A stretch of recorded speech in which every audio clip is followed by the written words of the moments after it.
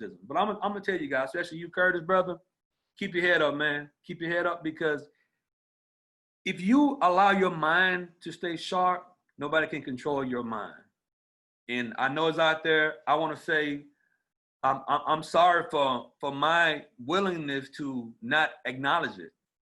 And I see my people are hurting out here. And now my whole goal is to give back and help people, to help them be what they want to be any way that I can. So I love each and every one of you guys. I feel your pain and I understand your pain. I'm here to help. Thank you. Mm-hmm. No, thank you, Myrick. And I feel like you wrapped that up extremely well in what we're hoping to see happen for the future, being willing to acknowledge your privilege, whether it be due to your employment, due to your skin color, due to your sexual orientation, the privileges that you have, and then how can you use it to help those who have been disadvantaged. So thank you for your willingness to, recognize that. So we want to move forward to our next speaker. And I think it's going to be great to get a woman's point of view here. So I'd like to introduce Tanell.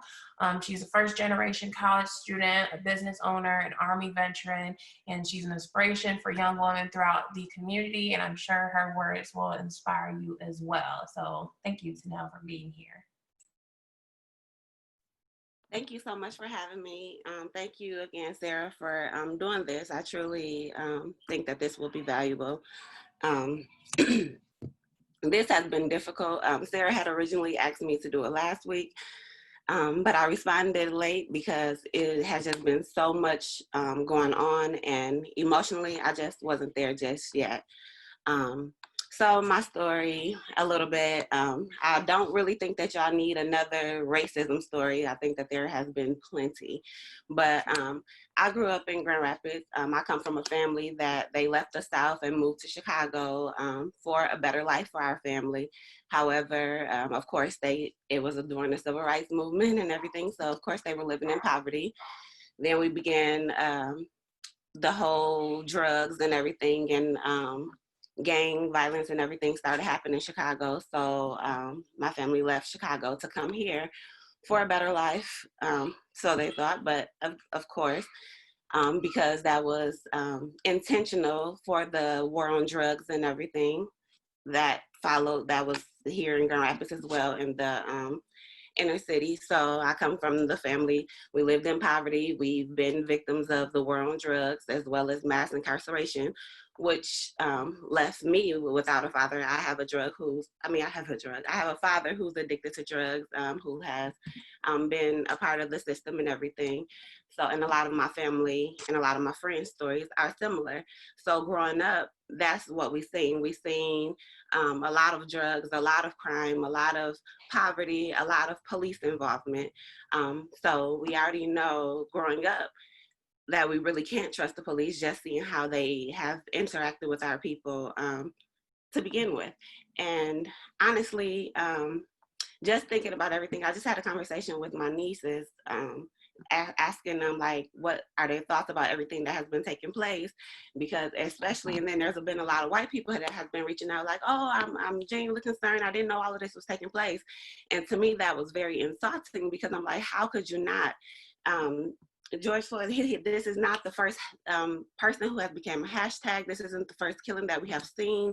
So I'm like, I just really don't understand. But when I was talking to my nieces, and they was like, I was just telling them the different layers of everything, from poverty to mass incarceration to the war on drugs to the red light and underfunded education, everything that we are dealing with. And they're like, well, we don't learn about any of that in school. The only thing that we learn about is slavery and then the civil rights movement. And that's it. And we only learn about that typically during Black History Month, and then they don't talk about anything else. So I'm like, oh, so well, maybe that's where some of the white people are coming from, where they say that they don't know what's going on.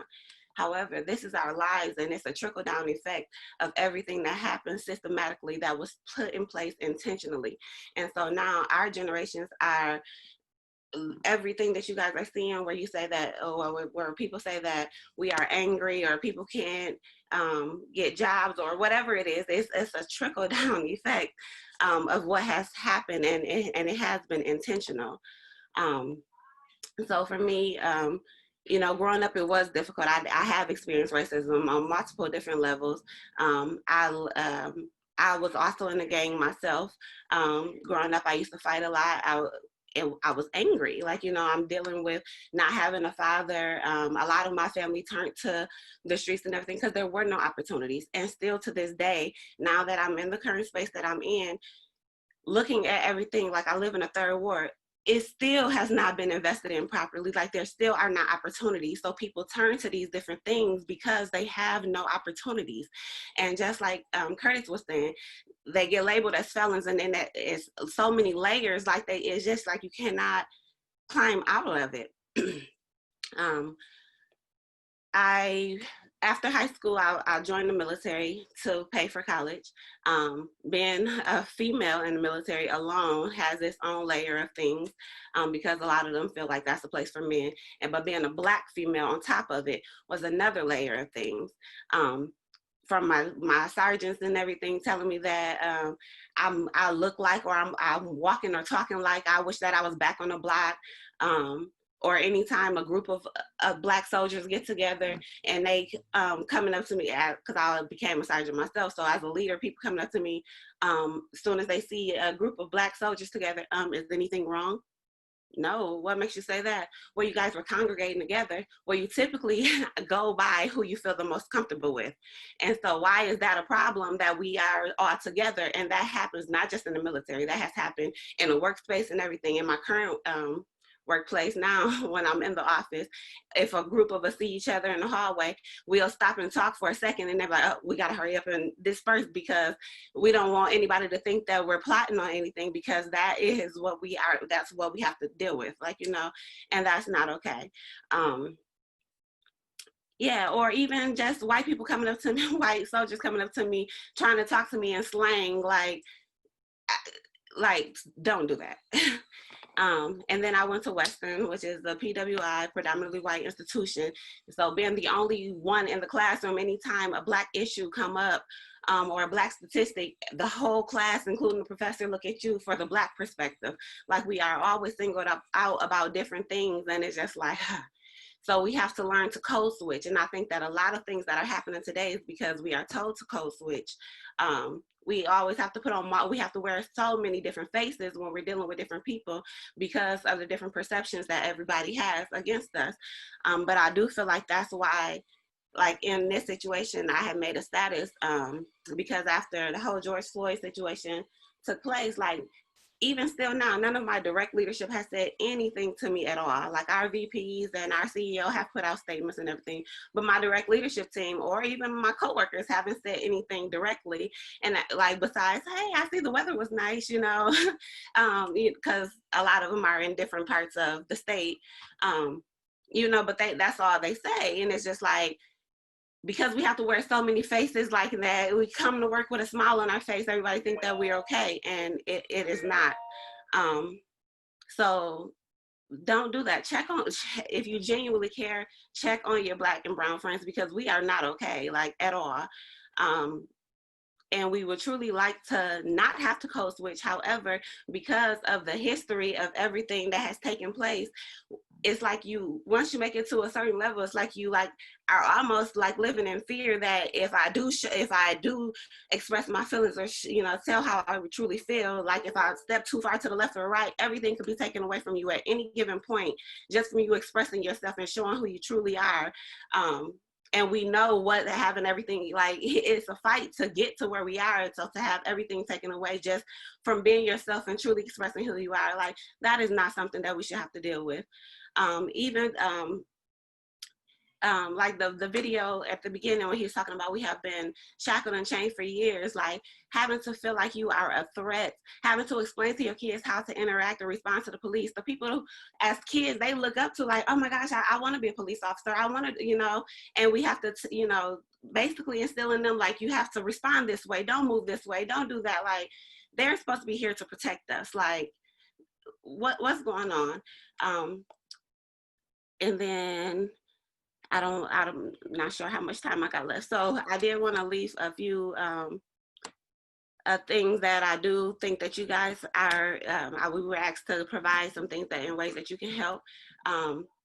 speak up, like check on check on your friends. In your organizations, if your board and your executive staff do not reflect what you are saying that you are supporting in the community, make a change. If everybody's over the age of 45 and there's no diversity, no millennials or anything, like y'all have to change that. And the diversity cannot just be a gay white man on these boards. That happens a lot. Not anything against any, the LGBT. Like, it just has to be more diversity than that. Give dollars to those in the community who are already doing the work. We don't need no more programs that are created just for a box to be checked. Like, that happens so often. Like, okay, well, we're going to bring in this team to develop this program, and we can't keep doing that. For police reform, I definitely think that we should defund the police. They do not prevent crime at all. They come after a crime was already committed. The only reason why we have so much crime, if there was more opportunities, people wouldn't commit so many crimes. Their public union contract negotiations need to be public. Excessive force claims need to be paid from the police pensions. We need to get rid of qualified immunity. It's so many. Thank you. Sorry to cut in, but I just want to make sure that we leave enough time for Javon. So yeah, thank you so much for giving that feedback and hitting on code switching, and want to make sure that Black people in the community feel confident being themselves. So thank you for that. Thank you. Yeah, lastly, we just want to